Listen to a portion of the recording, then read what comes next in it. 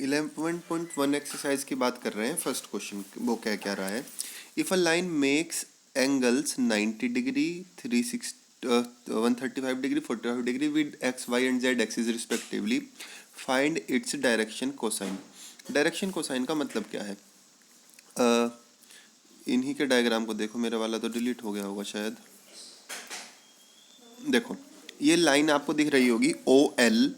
अब अगर मैं मेरा जो 3D स्ट्रक्चर है, 3 एक्सिस होते हैं, उसमें मैंने एक लाइन ड्रॉ करी, तो वो लाइन तीनों एक्सिस से कुछ ना कुछ एंगल बनाएगी। ओ एक्स से कुछ एंगल बनाएगी, ओ वाई से कुछ एंगल बनाएगी, ओ जेड से कुछ एंगल बनाएगी। और जैसे जैसे मैं उस लाइन को मूव करूंगा, मेरा जो वो एंगल है तीनों के साथ अलग अलग वो बदलता चला जाएगा, कम ज़्यादा होता चला जाएगा, है ना, ऐसा कुछ होगा। अब इसी ये जो एंगल थे, ये एंगल क्या बता रहे हैं? उसके डायरेक्शन के बारे में बता रहे हैं। अब इन एंगल्स को रिप्रेजेंट करने के लिए हम क्या करते हैं, हम उन एंगल्स के कोस ले लेते हैं। जैसे आपको दिख रहा है अल्फा एंगल दिख रहा है, तो मैंने इसका क्या ले लिया? कोस अल्फा ले लिया।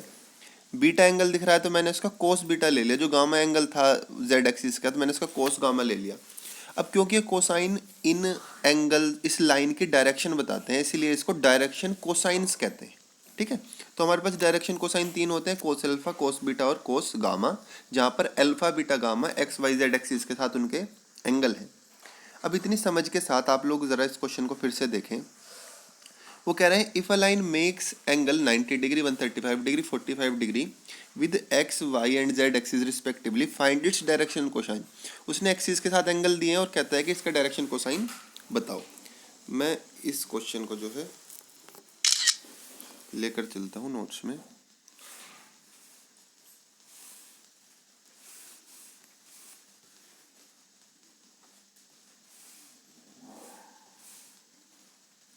ठीक है, फर्स्ट क्वेश्चन आ गया।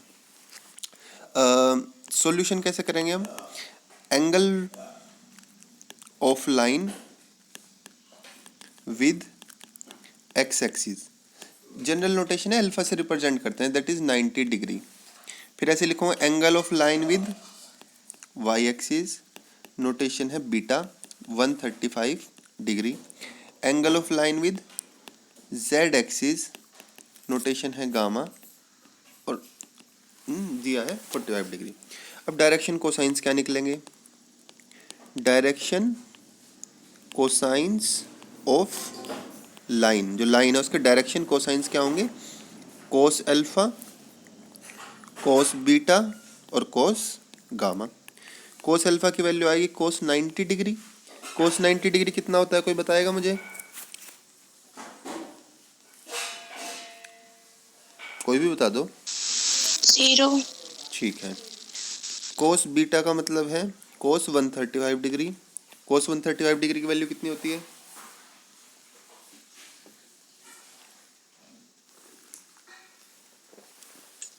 √2। मैं मान ले रहा हूँ कोस गामा, गामा का 45 डिग्री, कोस 45 डिग्री की वैल्यू कितनी होती है अंकुश?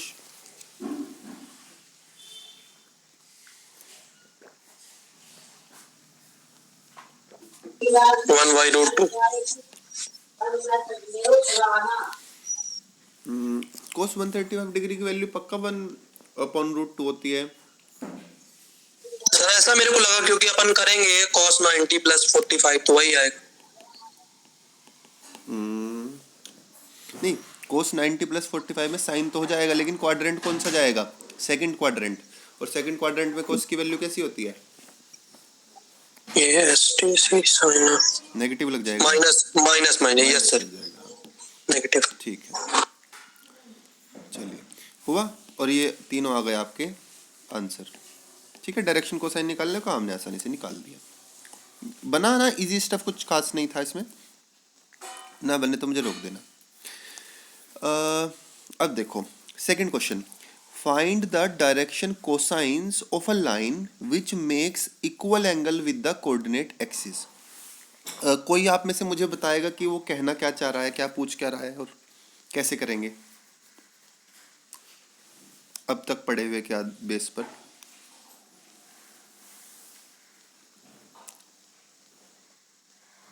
सर अल्फा बीटा गामा ना लेके तीनों सेम लें तो हाँ बिल्कुल ठीक बात है, उसने ऐसे ही इक्वल करें। एंगल बोला है। ठीक है, ऐसे ही करके देखते हैं होता है क्या। इसको मैं ले चलता हूँ वहीं।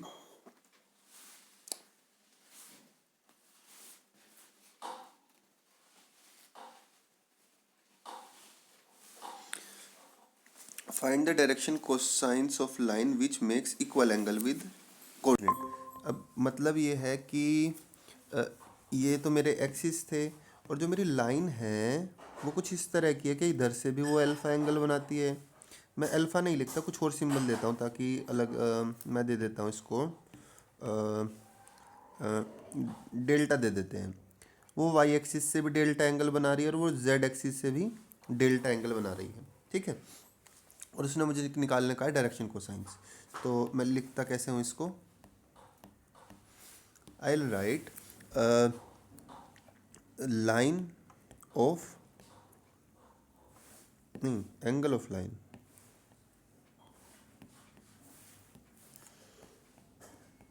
Angle of line with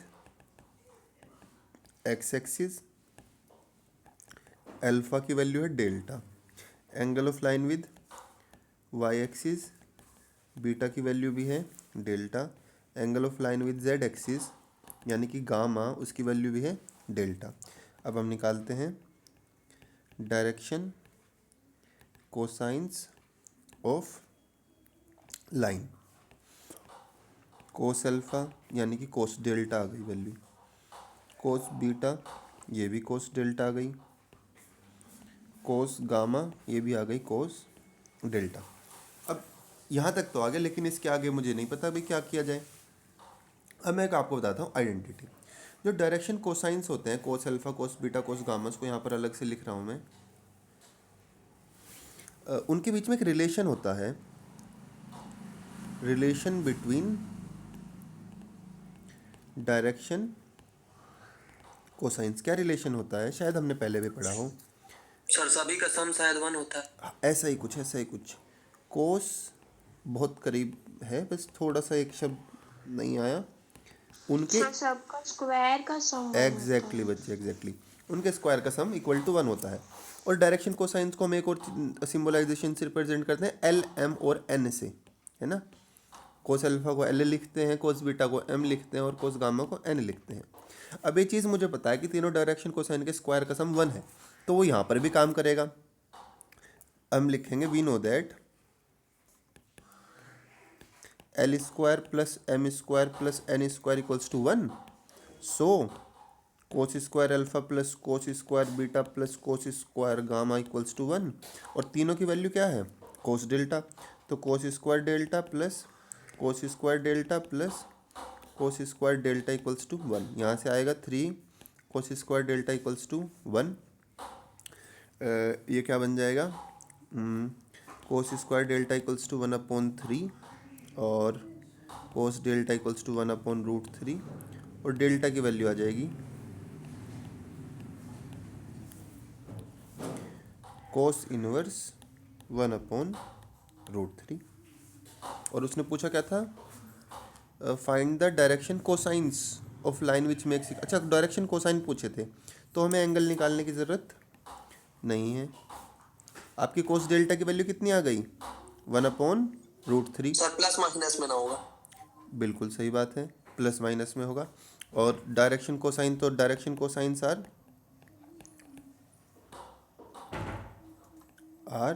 plus minus 1/√3 plus minus 1/√3 plus minus 1/√3। अब कोई मुझे बताएगा कि भाई एंगल तो 3 ही बनेंगे, ये प्लस माइनस का क्या सीन है यहाँ पर। मतलब अगर हम ग्राफिकली रिप्रेजेंट करने की कोशिश करें तो प्लस माइनस का क्या मतलब होगा कि एक लाइन एक्स एक्सिस से या तो प्लस वाला एंगल बनाएगी या माइनस वाला एंगल बनाएगी। तो दोनों का क्या सिग्निफिकेंस है यहाँ पर।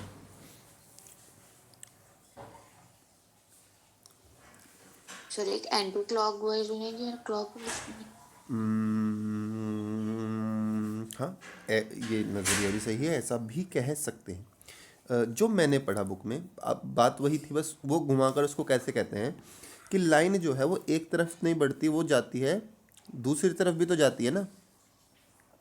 अब मैंने इधर से मेज़र किया ऊपर से ग्रीन वाली साइड से तो एक एंगल बनाया, लेकिन अगर दूसरी तरफ से मेज़र किया तो इधर को एक एंगल बनेगा, और इधर से अब ये जो एंगल बनेगा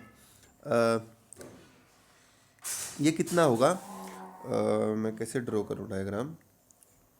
अच्छा देखो, एक सेकंड रुको, मैं दोबारा बनाता हूँ। प्लस माइनस वाले कंसेप्ट को समझो ज़रा, उसके कहने का मतलब है क्या।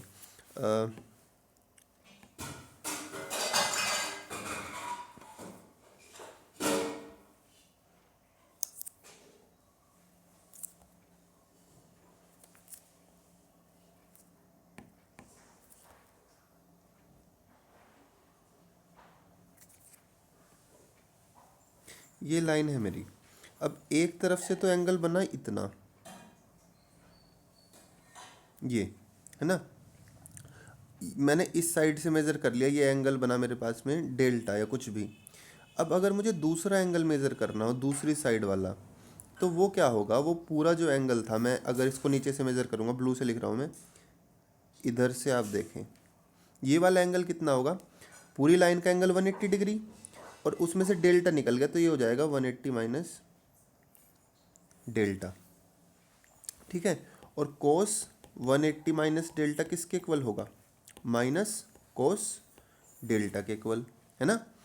इसीलिए वो एक प्लस और एक माइनस का साइन रहेगा, एक डायरेक्शन से मेजर कर रहा है इस डायरेक्शन से, और दूसरा पीछे वाली डायरेक्शन से जब हम उसका एंगल मेजर कर रहे हैं वो, या फिर सेम बात करें जैसा कि रियांशिका ने, एक बार क्लॉकवाइज एक बार एंटी क्लॉकवाइज, ठीक, इसलिए वो प्लस माइनस आया। खैर आगे चलते, थर्ड क्वेश्चन देखते हैं क्या कह रहा है। दोनों बन रहा है ना, ना बने तो रोकना मुझे।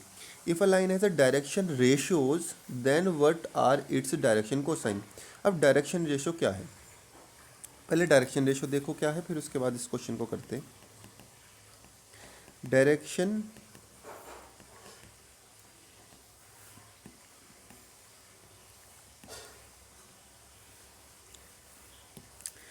डायरेक्शन रेशियो क्या है, any three numbers which are proportional to direction cosines are called direction ratios। अगर आपके पास फॉर एग्जांपल मैं जो दे रहा हूँ डायरेक्शन कोसाइन है मेरे 1, 3 और 5, ठीक है, और किसी ने उसके डायरेक्शन रेशियोज निकालने का, तो डायरेक्शन रेशियो क्या क्या हो सकते हैं, उसके डायरेक्शन रेशियो हो सकते हैं, आप सबको 2 से मल्टीप्लाई कर दो, 2, 6, 10, आप सबको 5 से मल्टीप्लाई कर दो, 5, 15, 25, आप सबका 1/2 कर दो, 1/2, 3/2, 5/2, क्योंकि जो भी पेयर आप लोगे डायरेक्शन कोसाइन के साथ, जब आप इनका प्रोपोर्शनेट करोगे, 2/1, 6/3 और 10/5, सब क्या आएगा, इक्वल आएगा। तो इनको हम लोग कहते हैं, कोई भी थ्री नंबर जो उसके प्रोपोर्शनल हो उसको हम लोग डायरेक्शन रेशियो कहते हैं। इनको रिप्रेजेंट जो जनरल नोटेशन क्या है वो है, ये है, these are represented by ABC। ऐसे ABC से इनको जनरली रिप्रेजेंट किया जाता है जब अलजेब्रिक कुछ भी कैलकुलेशन करनी होती है। तो अब फिर मैं वापस क्वेश्चन की तरफ आऊँगा। वो कह रहा है कि डायरेक्शन कोसाइन दिए, डायरेक्शन रेशियो दिए हैं और आपको उनका डायरेक्शन कोसाइंस फाइंड करने हैं। इसके लिए क्या तरीका है हमारे पास, इसके लिए छोटा सा फॉर्मूला होता है,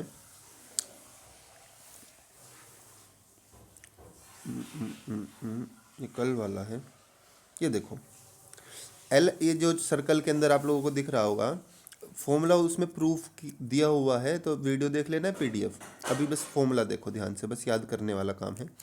LMN जो आपको दिख रहे हैं वो क्या है, वो है मेरे पास में डायरेक्शन कोसाइंस, ये डायरेक्शन कोसाइंस है। और ABC जो आप लोगों को दिख रहे हैं ये सब क्या है, डायरेक्शन रेशियोज। तो हमारे पास सिंपल से बेसिक से फॉर्मूले हैं, ABC की वैल्यू दी हुई है और मुझे क्या करनी है, LMN और N की वैल्यू फाइंड करनी है, इतना सा काम है। मैं लिख रहा क्वेश्चन को ले आता हूँ ज़रा, थर्ड क्वेश्चन।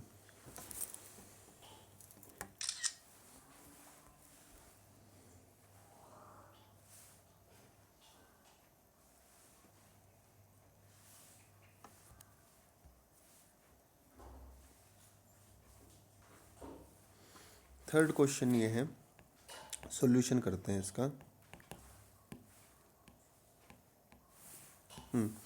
उसने दिया direction cosines, direction ratios. Direction ratios क्या मतलब है? ए की वैल्यू है -18, बी की वैल्यू है 12, सी की वैल्यू है -4। अभी हमने देखा relation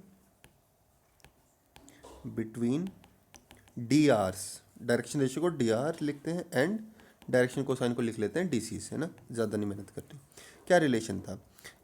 plus minus a upon a square plus b square plus c square, m equals to plus minus b upon a square plus b square plus c square. Exam में भी और practice करते हुए भी फॉर्मूले लिखते रहा करो, प्रैक्टिस भी बनी रहती है और एग्ज़ाम में वो एक अच्छा इम्पैक्ट डालती है चीज़। ऐसा अब कुछ काम दिमाग वाला है नहीं, सिर्फ वैल्यूज पुट करनी है, निकाल लेते हैं। प्लस माइनस ए की वैल्यू है -18 अपॉन -18 का स्क्वायर प्लस 12 का स्क्वायर प्लस -4 का स्क्वायर। अब मैं तीनों को तो सोल्व नहीं करूँगा। अभी कौन कौन है यहाँ पर? मोनिका आप हैं? Yes sir. आप एल की वैल्यू कैलकुलेट करके मुझे बताओ। शिवम आप हैं? Yes sir. यस सर, आप मुझे एम की वैल्यू कैलकुलेट करके बताओ। कर ही रहा हूँ। Very good. रियांशिका आप हैं? Yes sir. आप मुझे एन की वैल्यू कैलकुलेट करके बताओ। और कौन है अभी मीटिंग में?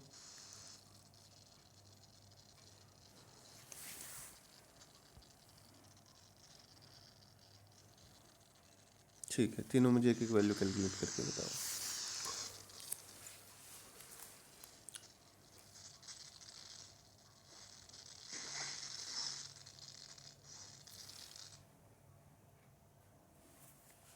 सर एम की वैल्यू आ रही है 12/22 और अगर उस तरह देखा जाए तो 6/11। अच्छा, ठीक है। सर एल की वैल्यू आ रही है -9/11। ठीक है,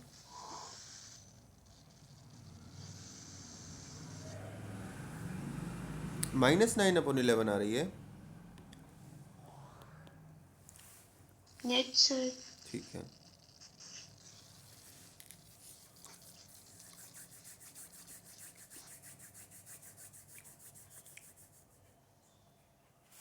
इधर भी प्लस माइनस आएगा, नीचे तो 11 ही आएगा, ऊपर क्या आएगा? सी की वैल्यू आएगी, बस सी की वैल्यू माइनस नहीं, नीचे अंडर रूट करके कितना आ रहा था? 22, तो मेरे विचार से आना चाहिए 2।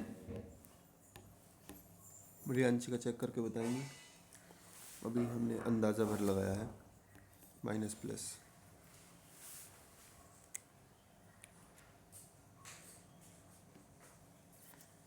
सर मेरा नहीं आ रहा। अच्छा, तो फिर सोल्व कर लेते हैं, कोई इशू नहीं। प्लस माइनस है, सी की वैल्यू -4 रखी मैंने, और इधर है सर -2/11 आएगा। ठीक है, कर लेते हैं।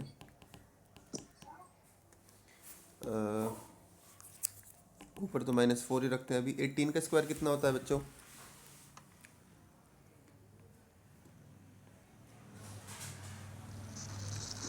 $324। प्लस 12 का स्क्वायर 144 प्लस 4 का स्क्वायर 16। इन सबको सम करके कितना आ रहा है? 484। 484, और इसका जब रूट किया तो मेरे पास में आया 22, और ये हो जाएगा -2/11। और क्योंकि प्लस माइनस चल रहा था तो मैं माइनस प्लस लगा देता हूँ। ठीक है, सर इस तरह ये लिखना जरूरी है? किस तरह लिखना? अरे जैसे आप लिखे -+। देखो, माइनस प्लस का मतलब क्या है कि मेरे पास दो पेयर बनेंगे LMN के। पहले में तो -9/11, 6/11, -2/11 आएगा। दूसरे पेयर में 9/11, -6/11 और 2/11 आएगा। नहीं लिखोगे तो मेरे विचार से कोई कुछ छेड़ेगा नहीं, पर लेकिन अभी हमने देखा ना कि जो डायरेक्शन कोसाइंस होते हैं वो पेयर में लाई करते हैं प्लस माइनस के, है ना। तो मेरी कॉमन सेंस कह रही है कि हमें ऐसे लिखना चाहिए।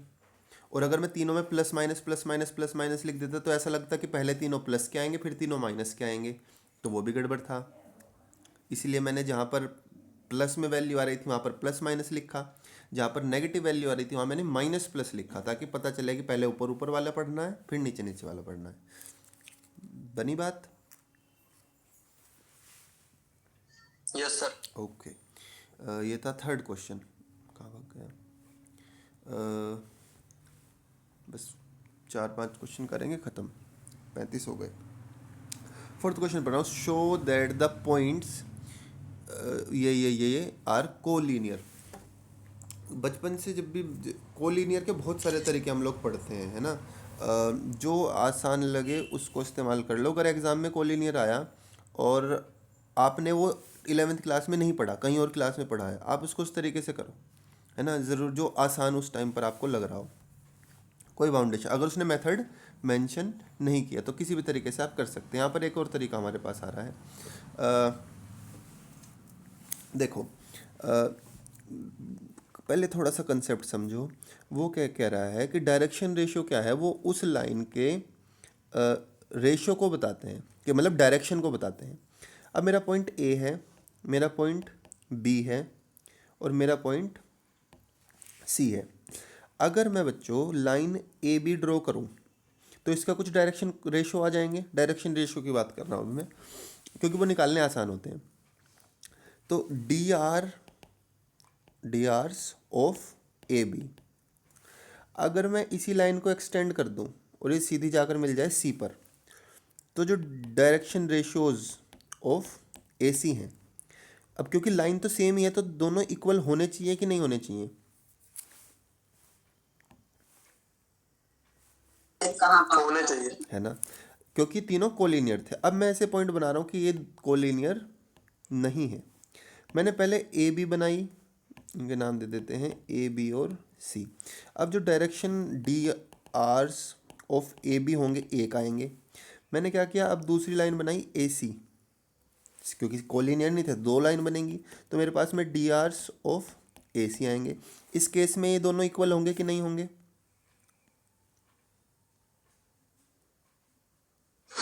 होंगे।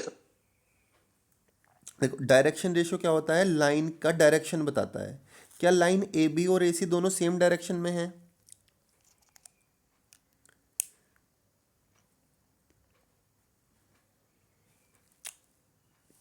पहले वाले केस में, केस 1 में लाइन ए बी और ए सी सेम डायरेक्शन में जा रहे हैं, उसी तरफ बढ़ते चले गए। केस सेकंड में क्या लाइन ए बी और ए सी सेम डायरेक्शन में है या नहीं, ये मैं पूछ रहा हूँ। No sir. है ना। अगर मैं यहाँ पर कोऑर्डिनेट्स बनाऊँ तो लाइन ए अलग एंगल्स बनाएगी, ए बी, है ना, और लाइन ए सी जो है वो बिल्कुल ही अलग एंगल्स बनाएगी। तो इनके डायरेक्शन कोसाइंस भी अलग अलग होंगे और इनके डायरेक्शन रेशियोज भी अलग होंगे। ये बात बन रही है। दोनों केस में डिफरेंस क्या है? अगर मैं यहाँ पर बनाऊँ और आप ए बी के लिए कुछ बनाओ तो भी यही एंगल्स बनेंगे, और मैं कहूँ ए सी के लिए बनाऊँ तो भी आपके सेम के सेम ही एंगल्स बनेंगे। तो पहले केस में इक्वल होंगे और दूसरे केस में इक्वल नहीं होंगे। इसी प्रॉपर्टी को, इसको कहीं संभाल कर रख लेना, इसी प्रॉपर्टी को यूज़ करके किसी भी 3 पॉइंट्स को कोलिनियर है या नहीं ये चेक किया जाता है। करना क्या है आपको, मैं सॉल्यूशन कर रहा हूँ फोर्थ का। एग्ज़ाम में किस तरह से करना, एग्ज़ाम में सब कुछ लिखने की ज़रूरत नहीं, सिर्फ कंसेप्ट के लिए था। आपके पास 3 पॉइंट्स हैं, 2 3 4। पॉइंट बी है -1 -2 1, पॉइंट सी है 5 8 और 7। उसने कहा है कि आपको चेक करना है कोलिनियर है कि नहीं। मुझे पता है, मुझे D Rs of A B निकालने हैं और मुझे D Rs of A C निकालने हैं। अगर वो इक्वल हुए तो कोलिनियर हैं, एक ही लाइन में है, और अगर इक्वल नहीं हुए तो वो कोलिनियर नहीं है। अब डायरेक्शन रेशियो निकालने का तरीका, फॉर्मूला लिख रहा हूँ मैं, उसको ध्यान से देखना। यहाँ पर लिख देता हूँ अलग से, D Rs of a line joining points P x1 y1 z1 and Q x2 y2 z2 दोनों पॉइंट्स को ज्वाइन करती है। तो उसके डी आर्स क्या होंगे? उसके डी आर्स होंगे x2 minus x1 comma y2 minus y1 comma z2 minus z1। बस इतना काम है। आपको ए बी के निकालने हैं तो क्या होंगे? -1 -2 कोमा -2 -3 कोमा 1 माइनस। सर दिख नहीं रहा स्क्रीन में। बाकी को दिख रही है? Yes sir. दिख जाएगी। कुछ नेटवर्क वाला सीन होगा शायद शिवम। -3 -5 -3 AC के डायरेक्शन को साइंस निकालता हूँ मैं। 5 -2 8 -3 7 -4 ये हो जाएगा 3 5 3। अब देखने में अलग अलग लग रहे हैं पर क्योंकि डायरेक्शन को साइंस में भी प्लस माइनस का काम सेम चलता है तो डायरेक्शन रेशियोज में भी वो प्लस माइनस वाले सेम ही माने जाएंगे। क्योंकि मैंने x2 माइनस x1 करूँ या फिर मैं x1 माइनस x2 करूँ सेम ही बात है। मैं नीचे लिख भी देता हूँ और x1 minus x2 y minus y2 और z1 माइनस z2 दोनों सेम बात है। किसी में से किसी को ऑर्डर कर लो। तो यहाँ पर विजिबल है D Rs of A B. मैं इक्वलेंट का साइन लगा देता हूँ D Rs of A C क्योंकि मैथमेटिकल इक्वल नहीं है। So point A B C are collinear होने चाहिए ना? हाँ मेरे विचार से होने चाहिए ऐसा। ये हुआ फोर्थ क्वेश्चन। डी आर्स निकालने बने ना। इस क्वेश्चन का कंसेप्ट सिर्फ डी आर सर निकाल। ए बी और AC लेना है कि ऐसे भी तो कर सकते हैं, ए बी और BC उनका भी आ जाएगा तो ये वही है। बिल्कुल ए बी और बी सी का इक्वल आएगा। कोलिनियर है तो आएगा ही। हाँ आना तो चाहिए। बात तो वाजिब कर रहे हैं आप। रुकिए मैं ए बी और बी सी कहा? आना तो सेम ही चाहिए। आना तो सेम चाहिए। तो सर किसी दो का करना है कि तीनों का फिर करना पड़ेगा? मुझे 2 लाइंस बनानी है बस। ए बी ए सी बना लिया फिर ए बी बी सी बना लो। लेकिन मुझे लग रहा है कि सेम नहीं आएगा यार। एक ही पॉइंट से लेनी पड़ेंगी ओरिजिन दोनों की शायद नहीं। मुझे लग तो रहा है होना चाहिए इक्वल। करके देखना। सी इसने भी वही किया हुआ है। अच्छा सी मैंने कुछ गड़बड़ की। ये देखो it is clear that direction ratio A B and A C are proportional. Proportion होने चाहिए, इक्वल नहीं होने चाहिए। My mistake. मैंने कहाँ लिखा?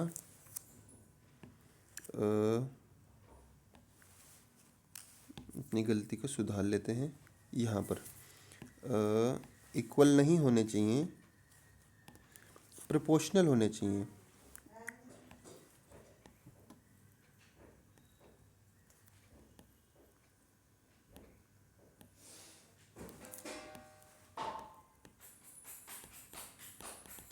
Proportional to.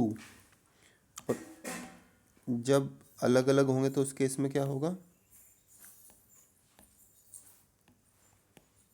Not proportional to. तो अलग अलग होंगे। अब ए बी और बी सी वाला भी करके देख लेते हैं। D Rs of B C कितने आएंगे?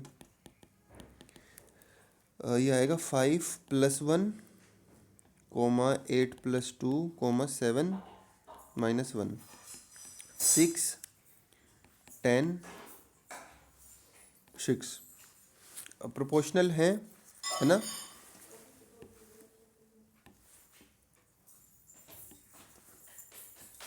यहाँ भी इक्विवेलेंट नहीं लिखेंगे, हम लिखेंगे प्रोपोर्शनल टू। है सर। सेम ही आएंगे। तो मतलब हम कोई भी 2 पॉइंट 2 पेयर कोई भी लेकर हम उनका चेक कर सकते हैं। अगर प्रोपोर्शनल है तो वो कोलिनियर है, नहीं है तो नहीं है। फिफ्थ क्वेश्चन रह गया, find the direction cosine of side of triangle whose vertices are. अब देखो मैं बस बता रहा हूँ कैसे करना है। फिफ्थ क्वेश्चन में करूँगा नहीं, आप लोग उसको ट्राई करना। उसने कहा है कि आपके पास 3 पॉइंट्स के वर्टिसेस दिए हुए हैं, उनकी कुछ वैल्यू दी हुई है, और कहता है इनकी जो साइड हैं उनके डायरेक्शन कोसाइन निकालने हैं। तो पहले आप क्या करेंगे, पॉइंट्स की हेल्प से डी आर्स निकालेंगे। अभी हमने देखे कैसे निकालते हैं डी आर, 2 पॉइंट की हेल्प से। उसके बाद आप क्या करेंगे, डी आर्स की हेल्प से डी सीज निकाल लेंगे, वो भी हमने ऊपर फॉर्मूला देखा था। फिफ्थ क्वेश्चन बन जाएगा, एक बार पढ़ लो, अगर बन जाएगा तो वेल एंड गुड।